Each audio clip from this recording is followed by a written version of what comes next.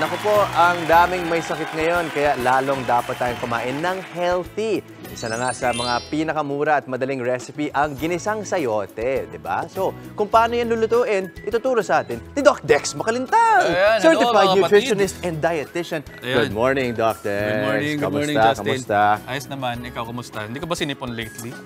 Hindi, lately okay. Okay yung tulog ko, wow. Thank you, Lord. Thank you, Lord. Pero sa mga may sakit dyan, nakakatulong to, no? Maaaring makatulong kasi meron tayong loads of vitamins and minerals ng ating sayote.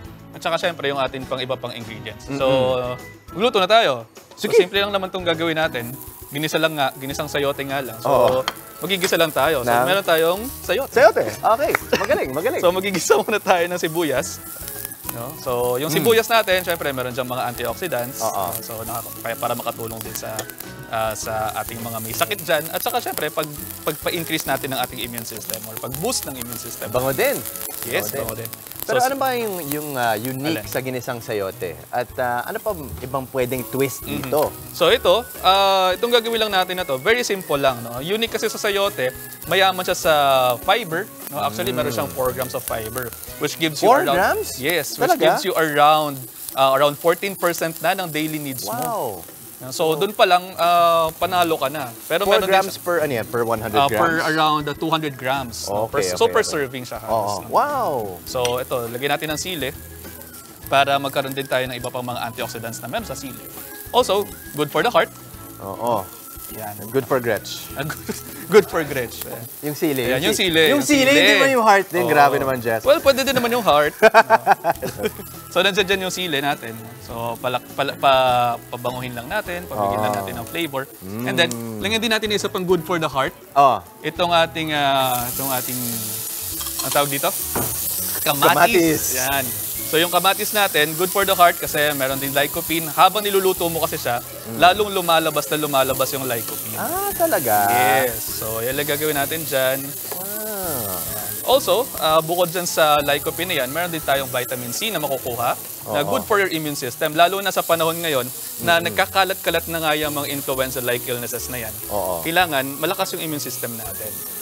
Mga ilang milligrams ng vitamin C ang kailangan ng isang tao sa bawat araw? Sa bawat araw, around 70 to 100 milligrams lang talaga. 70 lang? Yes. No? Yan yung RDI natin. No? Okay. Pero iba pa rin kasi talaga kapag pinag-usapan natin ang ating optimal intake. Okay. So optimal intake, around 500 milligrams yan kahit every 6 hours. Kasi yun lamang yung kayang ma-digest ng tao. 500 milligrams ng vitamin C every 6 hours. Kung optimal yun? Mga optimal yan. So, for the general public, pwede naman yun. Yun lang yung, actually, yun lang din yung kayang i-absorb ng katawan. Okay. So, pero hindi naman sinasabi na kailangan ganun parate. No? 70 dapat. Yan. And then, lagyan natin itong ating sayote. No? Ayan. So, ganyan lang siya. Tapos, lulutuin lang natin. Kasi, nagluluto tayo. Totoo. Oo nga, as a good boy. Nagluluto ng healthy. Yes. Pero may nakikita ko dito, Doc Dex. Ano? Ano to? Paboritong sesame oil ba natin? Hindi sesame oil. Ano to? Yan ay patis. Ay, patis! Patis yan. Okay. Yung patis naman, syempre, magbibigay lang sa atin ng konti nating pampalasa.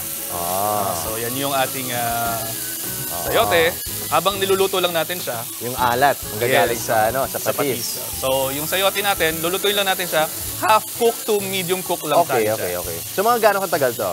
So, this is around mga 1 to 2 minutes. We're almost done na rin naman dito. At yung buong recipe na to, mga 5 minutes? Yeah, around 5 minutes. 5 minutes lang? Yes. Pwede mo lagyan ng konting pepper pa. So, hindi natin lalakat yan kasi masyadong titingkad. And then, lagyan natin ng patis after. Ito na, Ayan, lagyan natin yung patis natin, pero hindi din natin ilalakat. Masyadong magiging maalat kasi. Okay lang yan. Ayan. Sige na nga, para healthy. Para healthy. Konting patis lang. Konting patis lang, and then, lalagyan natin ng water para doon sa sabaw. Sige. So, ito yung water natin. Ayan na. Yung iba, naglalagay din sila ng hipon, no? Yeah, yung iba naglalagay ng hipon, yung iba naglalagay din ng konting chicken. So, depende sa kagustuhan ninyo. Sabi ko nga, lagi natin paalala sa kanila, simple lang naman magluto. Basta alam mo lang kung ano yung lasa na gusto mong ma-achieve. Okay. So, it's that simple. At ito yung mas, I guess yung mas health, mas Yeah. budget-friendly. Mas budget-friendly. Actually, naggastos lang natin dito are less than 100 pesos. Pwede na natin pakainin ng tayo, 4, 5 na miyembro ng pamilya. Galing, so tig 25. Yes, almost tig 25. 25 pesos. Oo. Yan, almost done na tayo. And then, naantay lang natin na kumulo pa ng onte. And then, we're good to go. Okay. So, yan. Tapos na. Tapos na. Tapos na, mga kapatid. So, asan ang mga co-anchors natin? Ayan. Paborito Ayan na, yung Paborito sayote. niya. Paborito mo yung Ah, sayote? talaga? Pati sili. Ang sarap Maraming kasi. sili ito para sa iyo. Yan lang Oh, yung nahin kulay natin si na Gretch. kinakain Wala ko. si Gretchen. Yung puro sili lang yung kay Gretch. Sige. Ay, na dyan. Sili lang. Puro sili lang yung kay Nagluto Gretch. pa kayo, di ba? Oh, yan. Ay, Yun o. Yung mainit-init. Siyempre, galing sa apoy. Tama. Wala pa lang apoy. Wala pa lang Yung apoy. iba, Wala pa kung lang gusto ng protein, pwede itong lagyan ng giniling. Giniling. Whether beef or Beef, pork. Ano? chicken. Chicken. Yan. Pwede naman. Oh, yan, Jess. Pero ito, ano ng source of protein ito? Ang source of protein natin dito, halos wala. Wala, okay. more So of- talaga more ano to? More of gulay. Nakakadagdag tamis yung kamatis, ha? Oh, syempre. Thank Op, you. op. What? Sabi nga natin, Reflexes din sabi ito. nga natin simple lang yung pagluluto eh. Dapat alam mo lang yung lasa. May konting alat na magbibigay linamnam, magbibigay ng kilig, yung konting asim. Tama lang yung anghang. Diba? No? Tama lang yung anghang. Ayan. May ano rin, Ano?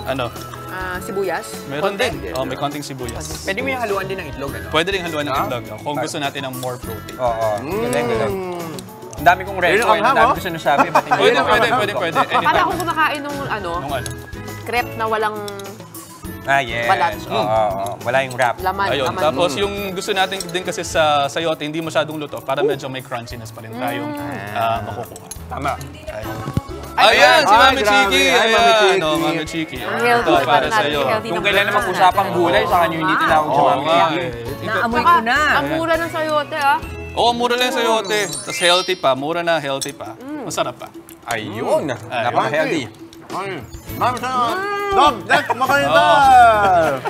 Mga kapatid, Justin Quirino po. Masayang kwentuhan at makapulahang informasyon ang hatid namin tuwing umaga. Kaya't mag-subscribe na at mag-follow sa social media pages ng News 5.